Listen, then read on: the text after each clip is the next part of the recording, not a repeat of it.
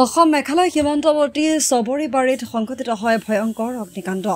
নিমিষতে ভস্মীভূত হয় নগদ ধন, এখন ধান ভঙা মিল সহ ঘৰৰ কেইবাটাও কোঠা। স্থানীয় ৰাইজ আৰু অগ্নি নিৰ্বাপক বাহিনীৰ তৎপৰতাত জুই নুমুৱাবলৈ সক্ষম।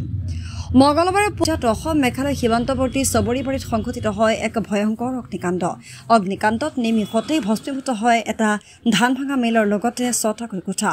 ফলত স্থানীয় ৰাইজে হাত ছিগি মাৰি জিলা অগ্নি নিৰ্বাপক বাহিনীৰ তৎপৰতাত জুই নুমুৱাবলৈ সক্ষম হয় যদিও নগদ 1 লাখ টকা সহ সোণৰ অলংকাৰ, ঘৰৰ আচবাব পত্ৰ, যাৱতীয় নথিপত্ৰ সম্পূৰ্ণৰূপে ভস্মীভূত হয়। বৰ্তমান ঘটনাস্থলীত আৰক্ষী উপস্থিত হৈ ঘটনাৰ তদন্ত আৰম্ভ কৰিছে। বিদ্যুৎ শ্বৰ্ট চাৰ্কিটৰ বাবে জুইৰ সূত্ৰপাত হয় বুলি সন্দেহ কৰা হৈছে। অগ্নি সংযোগ হোৱা ঘৰৰ স্বত্বাধিকাৰী নাদিয়া মজুমদাৰ বুলি জানিব পৰা গৈছে। এইটো আপোনাৰ মেঘালয় চবৰিবাৰী বুলি কয়। ইয়াত আমি প্ৰায় 5:30 মানত গম পালোঁ যে এই নদিয়া মজুমদাৰ হয়, খুৰা বুলি হয়, মানে আমাৰ ওচৰৰে গাঁৱৰে খুৰা লাগে।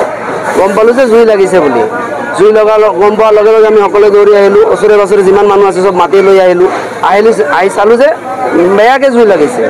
পিছত আমাৰ ইয়াতেতো ফায়াৰ ছাৰ্ভিচ ক'ব গ'লে ফুলবাৰী আৰু গাৰোবাদা, তাতেও কল কৰিলোঁ। লগতে আমাৰ ওচৰ চুবুৰীয়া ডিষ্ট্ৰিক্টৰ মানে ষ্টেটৰ অসমৰ হাটচিংমাৰী বুলি কয় ফায়াৰ ছাৰ্ভিচ, তাতেও আমি লগে লগে ফোন কৰিলোঁ।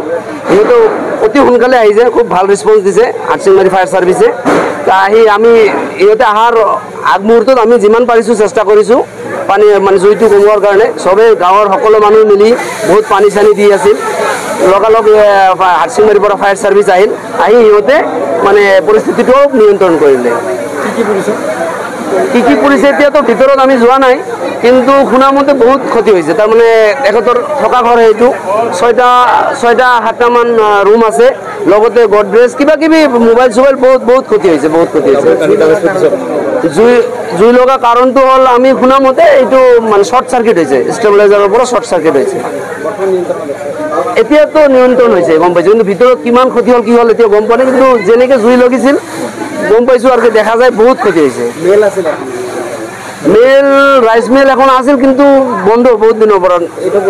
পুৰি গৈছে, গোটেইখিনি পৰি গৈছে।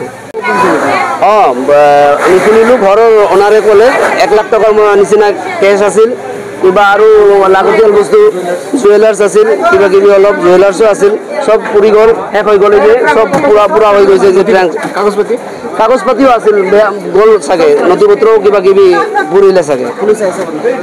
এই আমাৰ যিটো আমাৰ চাৰ্কেলৰ পুলিচ হয়, হাইলডিগঞ্জ চাৰ্কেল হয়, এই চাৰ্কেলৰ পুলিচো আহিছে, লগালগ খবৰ পাই আহিছে, সিহঁতে চবেই আহিছে।